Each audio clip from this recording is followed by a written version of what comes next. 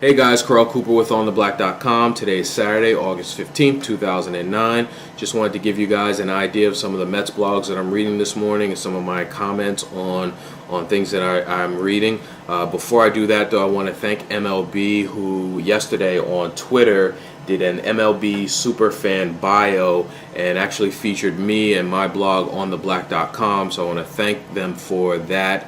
I also want to thank you guys who watch my videos on a daily and weekly basis.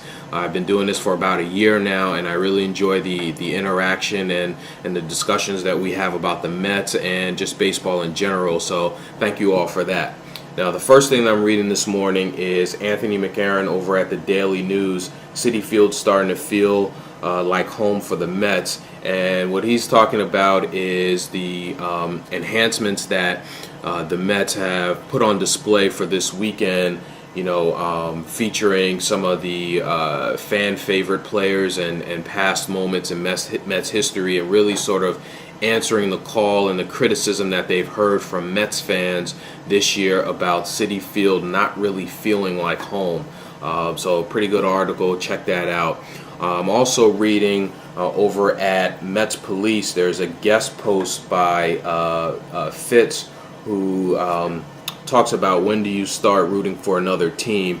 And in a sense, he's really comparing San Diego and the Mets, and really putting the Mets on notice, saying that they either need to shape up or he's going to start rooting for another team.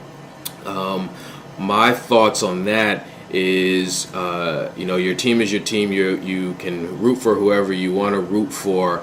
At this point in the season, no, I'm always going to be a Mets fan. I'm always going to root for the Mets. I'm never going to take on another team as my team, except for the Mets, regardless. But I will say now, with the Mets being out of it, I'm looking at other teams who I can possibly root for heading into the postseason. And one of the teams that I'm going to kind of be cheering and hoping that they do well is the Angels.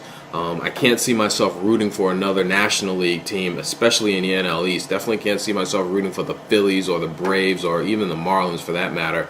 I know the Marlins are coming on strong, and some of the Mets fans out there want to see the Marlins overtake the Phillies for the division. But let's remember, the Marlins is the team that ended our season the last 2 years, so I can't really root for the Marlins. I sat at Shea Stadium on the last day and watched the Marlins beat the Mets and then, scoop up dirt from around home plate to take with them as sort of a souvenir. So I can't root for the Marlins. So I think if there is another team that I'm going to root for this year, it's going to be the Angels. And the reason why I like the Angels, one, they always beat up on the Yankees, and I can't stand the Yankees.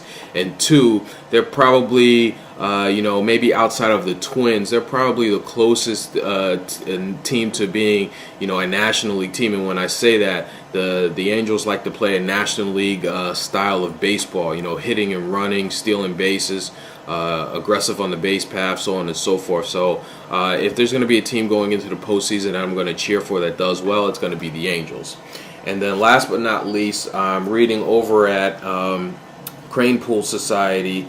Eddie talks about being 11 years old and listening to rock and roll music back in '69 and the Mets sweeping the Padres. So really sort of going down memory lane. And for someone like me who's younger, who wasn't around in '69, to hear some of these old time stories and stuff like that. If you're a baseball fan, you like classic baseball, you like hearing these older stories. So pretty good article by Eddie over there. So I suggest you guys take a look and check that out.